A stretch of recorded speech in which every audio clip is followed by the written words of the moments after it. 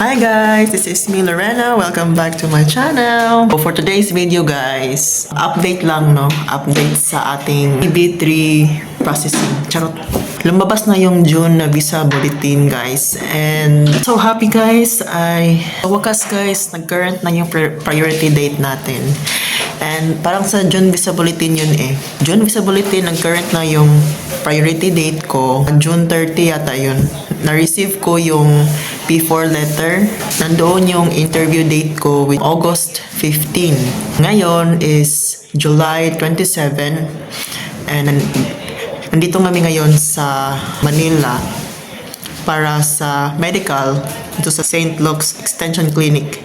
So ngayon, naka-check-in na kami dito sa Time Travelers Hotel, and I'm going to insert videos or clips kung ano yung room na nakuha namin.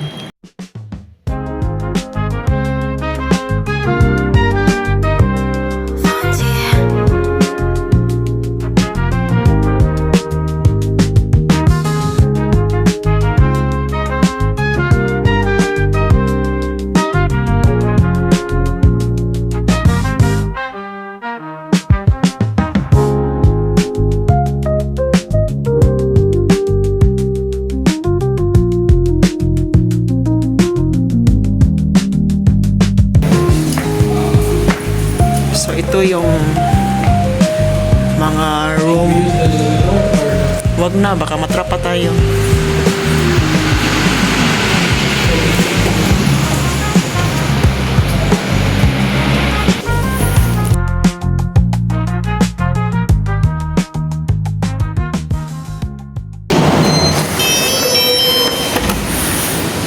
Welcome.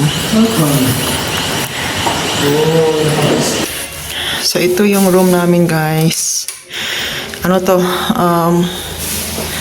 Anong tawag dito? Double. Echo double. Maluwag naman pala. Ito yung mini ref. Parang sira yung So may ano siya dito, sink na maliit. Diyan, para maliit na table, diyan kayo kakain. Doon naman, pero may ano pa to guys? tapos ito. May pasok-pasok guys. Medyo may kalumaan na yung ano. Pero okay lang, kasi mura lang naman. Huwag na tayong maarte. Kasi mura lang lahat Wala, eh. sure it sila ng aircon. Sabi ka income hindi mo. Ganyan. Tapos, may paglalagyan ng pera.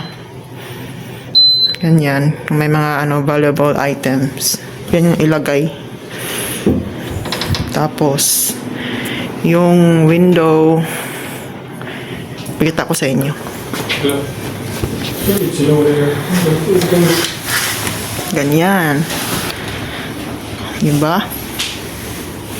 Tapos, doon naman yung ating malaking mirror. Tapos, may maliit na bedside table. Yan. Tapos, may trash bins. And, yung CR. Yung restroom. Restroom ba? Basta, taihan. Charot. Iyon natin yung yan. So, ganyan. Medyo nahihilo pa ako guys. Sorry sa mukha. Ganyan yung ating mirror, yung sink. Tapos may tissue. Toothbrush ata yan. Tapos ito, shower nila. Tapos may towel rin. Yan. Simple lang guys kasi diba, mura lang naman yan. Mura lang naman tong room na ito. Sabi ng husband ko, parang sira daw yung aircon kasi hindi siya malamig. On yan, naka-on na yan, pero hindi mo mararamdaman na may lamig. So, magrereklamo talaga. Ipapacheck muna namin yung aircon, bakit hindi malamig. So, bibihis muna kami ngayon, tapos mababa kami, bibili kami ng food kasi super Tom Jones na. So, yan lang muna guys. Bye! Ngayon guys, I'm gonna show you kung ano yung mga requirements na na dinala ko para sa St. Luke's na medical at saka para sa biometrics sa Parkal Mall. Wala kasi akong tripod. Hindi ko alam kung paano ito i-set up. So kanina guys, sobrang nahilo talaga ako. Pag pa lang hindi pa ako nakaabot sa airport dito sa amin, sa Cagayan de Oro. Nagsuka na ako nahilo na ako. Ang sakit ng ulo ko dito. Grabe. So, marami akong dinalang documents guys. Just to be prepared kasi ayoko namang magkulang. Mas maganda na marami yung na-prepared mo kaysa kulang. So, diba? Doon muna tayo sa St. Luke's na medical. So, dinala ko yung mga operative record ko kasi way back 2014, operahan kasi ako guys. Oophorectomy, left. Dinala ko yung mga records ko. Just in case nahanapin ako. So, ito yung parang biopsy result. Biopsy result ko, operative record.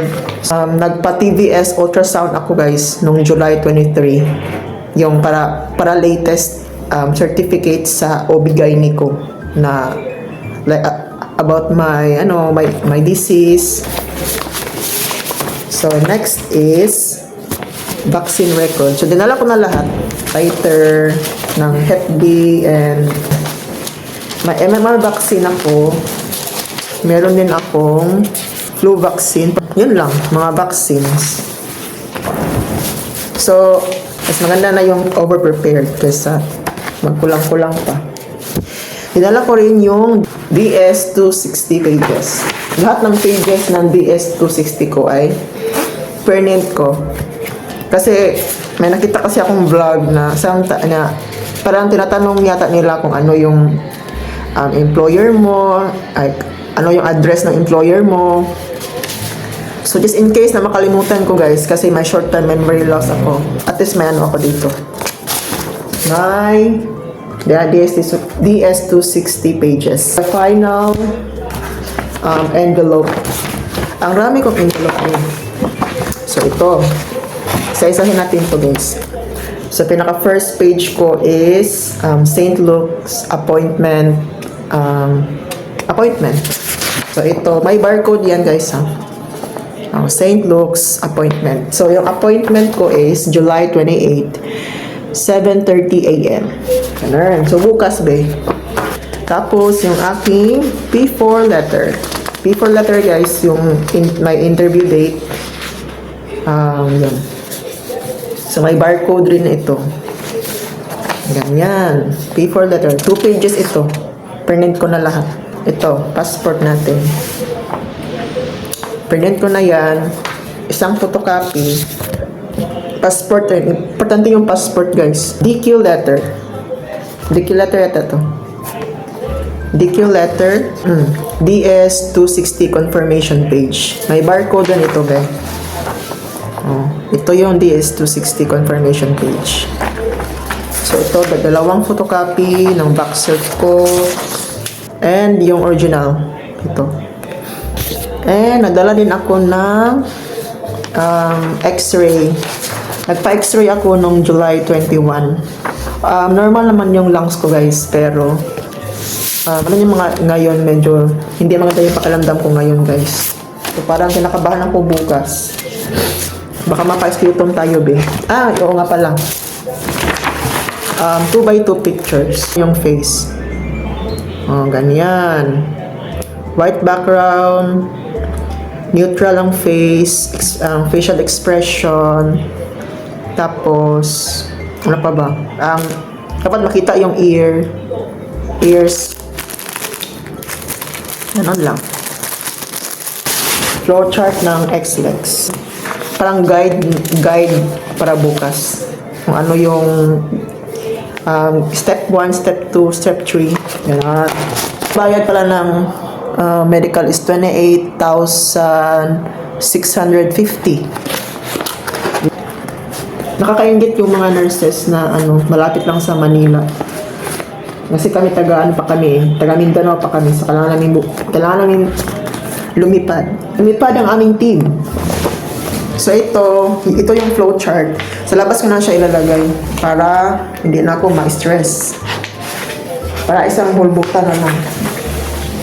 Ayan, diba? Taran! So perfect thing for tomorrow. S-leg and may mga label yan, be. And ito naman is yung sa biometric. Visa Application Center ba yun? VAC. Simple lang yung mga documents nila, guys. Appointment confirmation. Appointment confirmation. Yung sa akin is July 30, 12:30 p.m. DS-260 confirmation page. Ayan siya. P4 letter. Ito. P4 letter. Dalawang page yung P4 letter. Dalawang page na yung print ko. Photocopy ng iyong passport. Tapos yung passport na original rin. Dalhin mo rin yan. I'm very hopeful na sana maging successful lahat. Para sumakses na tayo. Ano pala? Natatawa ko kanina, be. Kasi diba, yung husband ko sumakay ng elevator. Ako, hindi na ako sumakay, guys, kasi nakakatakot yung elevator nila. Yung elevator nila, guys, kasi ang liit. Parang 2 tao lang siya. Pang 2 tao lang yung elevator niya. Ang liit niya. Kanya, guys, ako, umexit na ako. Ayokong sumakay sa elevator. Sumakay talaga siya. Imbis na sa ground floor siya, dinala siya sa sa 5th floor. Rooftop. Sa rooftop siya dinala, ba eh. Yung first daw is nagbababa yung elevator sa ground floor pero hindi siya nag-open, nakakatakot. Ilang pumunta ng 5th floor, guman yan, agoy inocolor, nakakatakot talaga. Ang liit pa ng elevator nila, tapos ganun, nakakatakot. So if may phobia kayo sa mga ganyan, guys, wag na kayo sumakay, mag-stairs na lang kayo. Thank you for watching, guys. See you next time sa part 2 ng ating vlog. Please comment down below, like, subscribe. Like, subscribe. Bye!